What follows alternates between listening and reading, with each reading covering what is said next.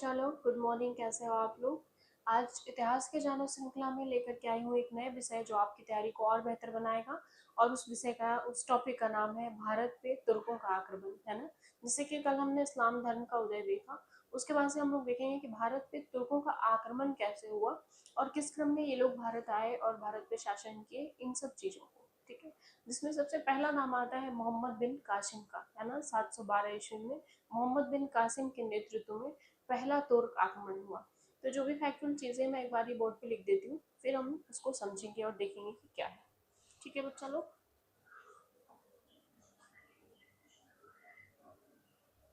तो मैं यहाँ लिख देती हूँ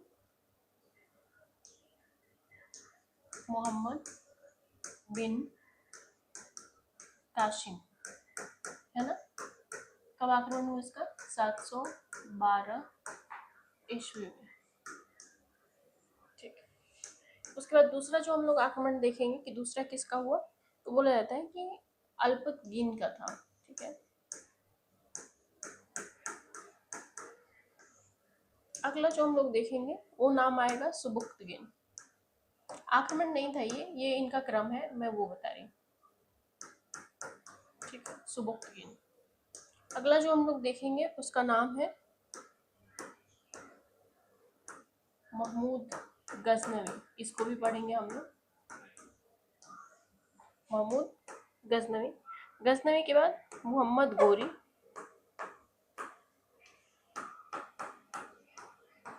है ना। और मोहम्मद गोरी के बाद हम लोग पढ़ेंगे मोहम्मद गोरी के दास। ठीक है, जो कि हम लोग अगले स्लाइड पे देखते हैं। ठीक है।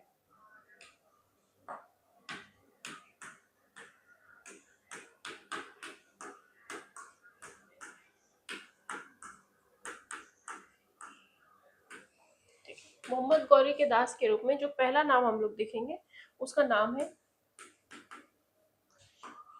ताजुद्दीन याल्दोस, है ना।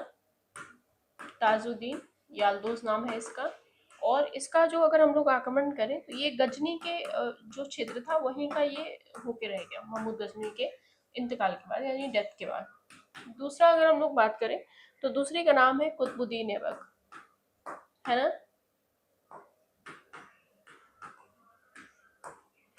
ऐबक। और इसकी राजधानी कहाँ थी? लाहौर थी। ठीक है, यानी इसने लाहौर वाले क्षेत्र को देखा। अगला अगर हम लोग बात करें कि अगला कौन सा था, तो अगला था नसरुद्दीन कुबाचा। नसीरुद्दीन कुबाचा। कुबाचा मुल्तान के क्षेत्र पे शासन किया इसने, है ना। उसके बाद अगले की अगर हम लोग बात करें तो इख्तियारुद्दीन खिलजी। इख्तियारुद्दीन खिलजी। इख्तियारुद्दीन खिलजी ये किस क्षेत्र में था? ये बंगाल के क्षेत्र में था, है ना। तो ये तो उसके गुलाम थे, उसको देखा हमने।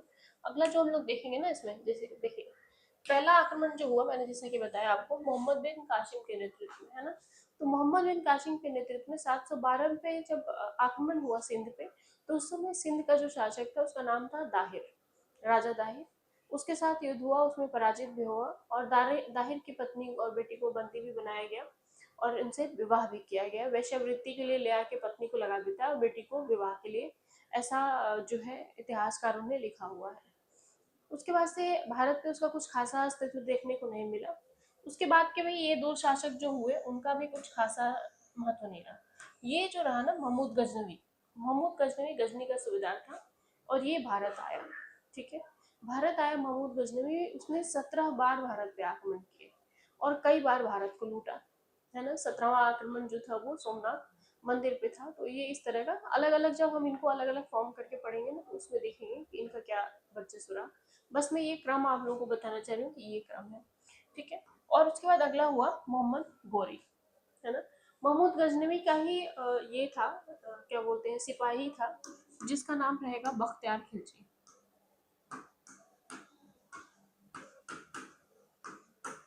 क्या नाम? इसका नाम है बख्तियार खिलजी। ठीक है। तो बख्तियार खिलजी क्या था? ये बिहार जाएगा और बिहार के क्षेत्र में क्या करेगा, नालंदा को ध्वस्त करेगा, आग लगाएगा, इन सभी चीजों। तो वो चलो बात की बात है। उसके बाद अगला जो देखेंगे हम लोग, मोहम्मद गौरी। मोहम्मद गौरी का जो विद्रोह होगा वो किसके साथ, पृथ्वीराज चौहान के साथ, है ना। पहला जो युद्ध होगा पृथ्वीराज चौहान के साथ, जिसमें पृथ्वीराज चौहान विजयी होते हैं, मोहम्मद गौरी जीत जाता है और वो इनको छोड़ देते हैं। दूसरा जो युद्ध होगा वो होगा किसके साथ, मोहम्मद गौरी और पृथ्वीराज के बीच में। और पृथ्वीराज के साथ होगा तो पृथ्वीराज जो है हार जाएंगे और मोहम्मद गौरी जीत जाएगा और उनको बंदी बना लेता है। इसमें पृथ्वीराज की दोनों आंखें फोड़ दी जाती है, वो मारे जाते हैं। तो ये सारी कहानी हम लोग इसके साथ पढ़ेंगे। अगला जो हम लोग देखेंगे कि उसमें अगला जो नाम आएगा मोहम्मद गौरी के साथ में, कि तीसरा जो युद्ध होगा तो वो जयचंद के साथ होगा, जिसे मतलब पहले को तराइन का प्रथम युद्ध, तराइन का द्वितीय युद्ध, इस तरह से जाना जाता है। तो तराइन का तृतीय युद्ध कहा जाता है। अगला जो हम लोगों ने देखा कि मोहम्मद गौरी के दास के रूप में, ठीक है। तो ये जो था ये तो गजनी का, इसके मरने के बाद गजनी का सूबेदार हो गया ये। दूसरा हमने देखा जो कुतुबुद्दीन ऐबक था, जो भारत में गुलाम वंश की स्थापना करेगा, न्यू डालेगा, ठीक है। और गुलाम कुतुबुद्दीन ऐबक के दास के रूप में, किसके, इसके दास के रूप में हम लोग देखेंगे आगे इल्तुतमिश को। किसको, इल्तुतमिश को, ठीक है, जो इसका दामाद और दास दोनों रहता है। तो इल्तुतमिश को अगला हम लोग जब देख रहे हैं कि ये इसका दूसरा तीसरा वाला जो था उसका क्या नाम था, नसरुद्दीन खुवाजा, जो कि मुल्तान के क्षेत्र में। और अगला वाला जो था वो इख्तियारुद्दीन खिलजी था, जिस जो कि बंगाल के क्षेत्र पे शासन करेगा। तो इन सभी के शासन और शब्दावलियों को और क्या इनका प्रभाव रहा भारतीय इतिहास पे, इन सभी चीज़ों को हम लोग पढ़ेंगे और क्रम से देखेंगे भी, जो कि हम नेक्स्ट स्लाइड में देखेंगे। ठीक है बच्चा लोग, थैंक यू।